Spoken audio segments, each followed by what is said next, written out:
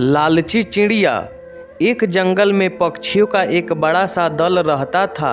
रोज सुबह सभी पक्षी भोजन की तलाश में निकलते थे। पक्षियों के राजा ने अपने पक्षियों को कहा रखा था कि जिसे भी भोजन दिखाई देगा वह आकर अपने बाकी साथियों को आकर बता देगा और फिर सभी पक्षी एक साथ मिलकर दाना खाएंगे। इस तरह उस दल के सभी पक्षियों को भरपूर खाना मिल जाता था।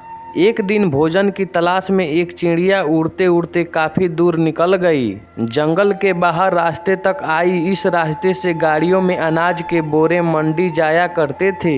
रास्ते में काफी सारा अनाज गाड़ियों से नीचे गिरकर सड़क पर बिखर जाता था। चिड़िया गाड़ी में अनाज के भरे बोरों के देखकर बहुत खुश हुई, क्योंकि अब उसे और कोई जगह तलाश करने की ज़रूरत नहीं थी। अनाज से भरी गाड़ियाँ वहाँ से रोज गुजरती थी और अनाज के दाने सड़क पर बिखरते भी रोज थे। चिड़िया के मन में लालच आ गया।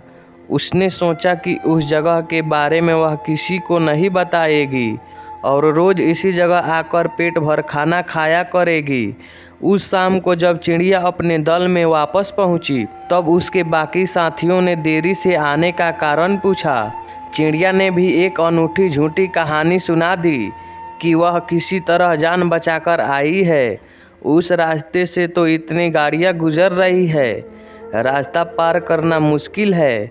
दल की बाकी चिड़िया यह सुनकर डर गई और सभी ने निश्चय कर लिया कि वह रास्ते के पास नहीं जाएगी। इस तरह वह चिड़िया रोज उसी रास्ते पर जाकर पेट भर खाना खाती रही। एक दिन चिड़िया रोज की तरह रास्ते पर बैठकर खाना खा रही थी। खाना खाने में वह इतनी मगन थी कि उसे उसकी तरफ आती हुई गाड़ी की आहट सुनाई ही नहीं दी। गाड़ी भी तेजी से आगे बढ़ रही थी। चिड़िया दाना चुगने में मगन थी।